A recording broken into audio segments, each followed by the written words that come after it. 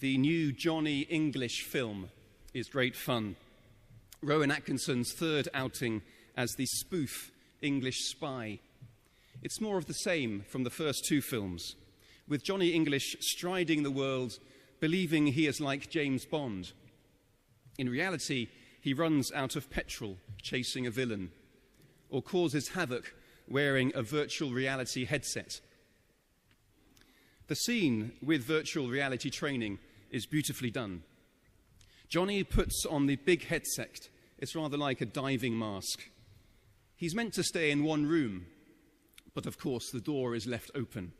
And before long, he is outside in the real world creating mayhem.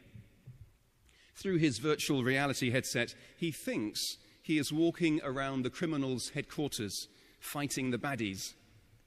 In fact, he has wandered onto an open-top London bus and throwing the hapless conductor over the side. It's brilliant slapstick. Walking around in virtual reality is how we relate to the world much of the time. Most of the time we do it unaware.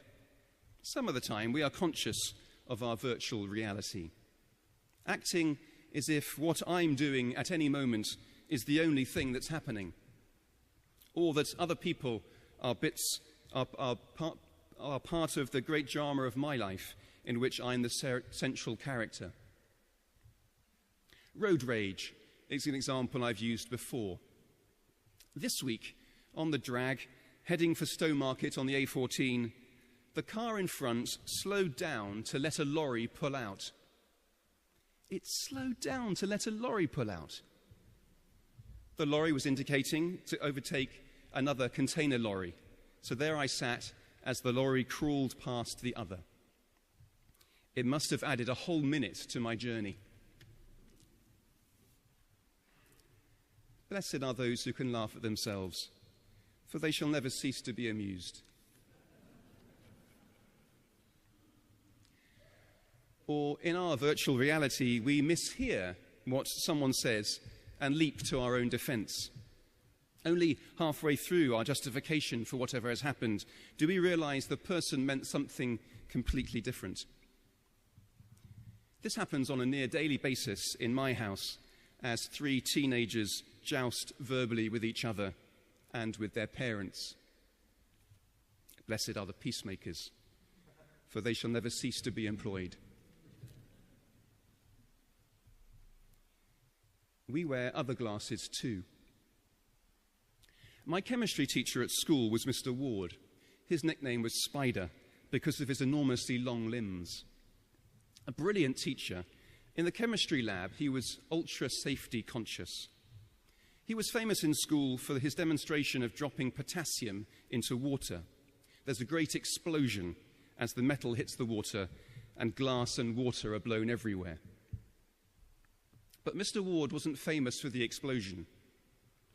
What made us laugh was him leaning across one end of the long desk at the front of the lab, arm outstretched, holding a meter rule tied to the end of another meter rule, at the end of which was a long metal chemistry spoon. And to finish off the mad scientist look, those Perspex safety glasses over his regular glasses. The glasses of our scientific rational education have a huge impact on how we perceive reality. Science, of course, enriches our lives immeasurably. Science, as well as religion, can deepen our wonder at the world around us, deepen our wow in response to space, to the ocean depths, to the microscopic. But narrow materialistic thought can limit our perception and awareness. It can be all surface and no depth. There are things outside the definitions of science, but which are still real and true. You'll be aware of other glasses that we wear, like the stylish branded sunglasses of our consumer-driven society. Have you noticed the slight buzz we get from even the smallest purchase? and that slight buzz gives us away. I notice it's on Friday, buying shower gel, of all things. Tesco, ergo sum. I shop, therefore I am.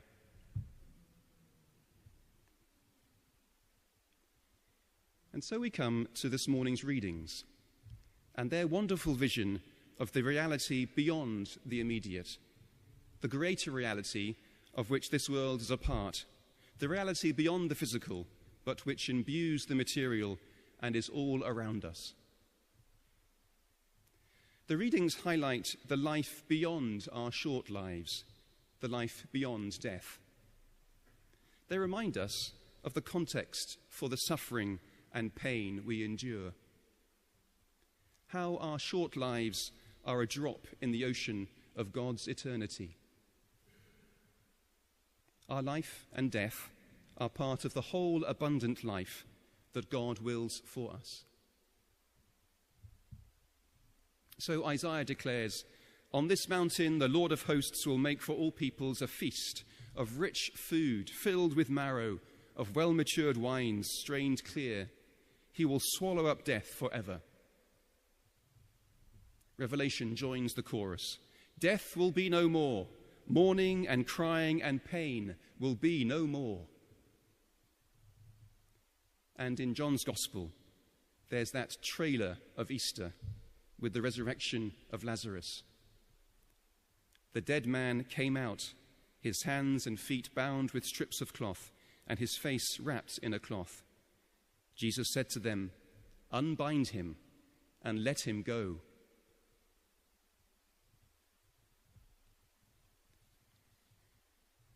Much of the time, our society encourages us to wear glasses that block out our mortality.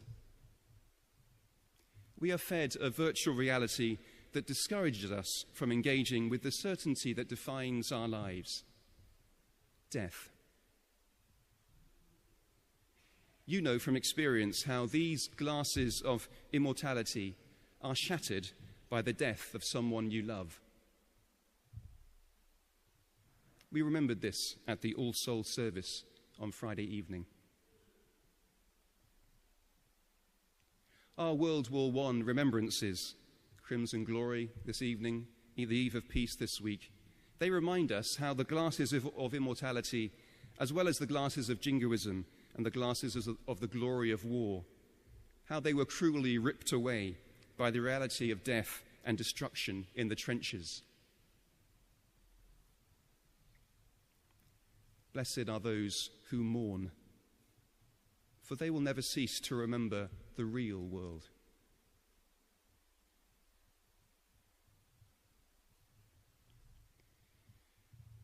On this All Saints' Sunday, we remember, we celebrate that we can see beyond all the glasses that we wear.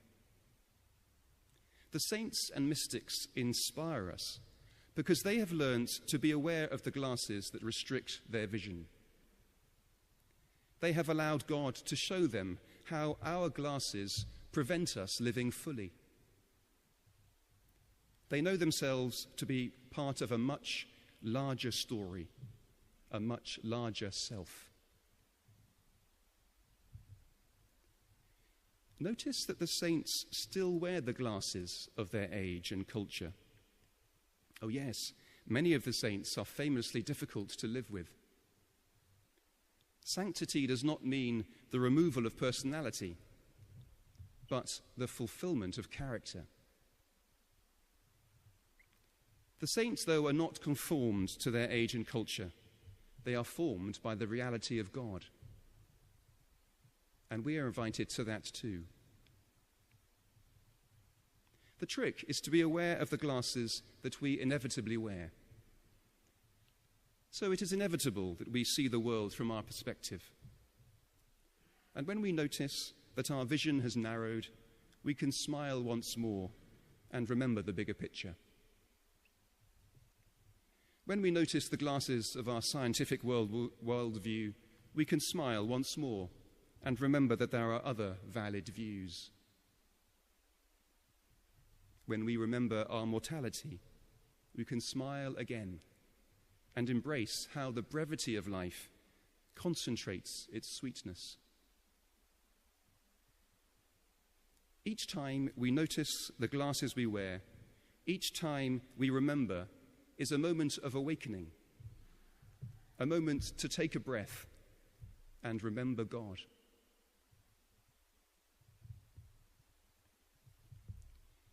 It's like the young monk learning to meditate. A wise nun is teaching him to focus on his breathing. "But it's hopeless, sister," he says.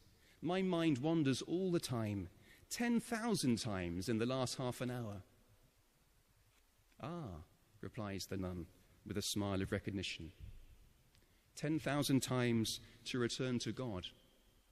10,000 times to remember God's presence with you. Blessed are the wearers of glasses, for we will never cease to need God's grace.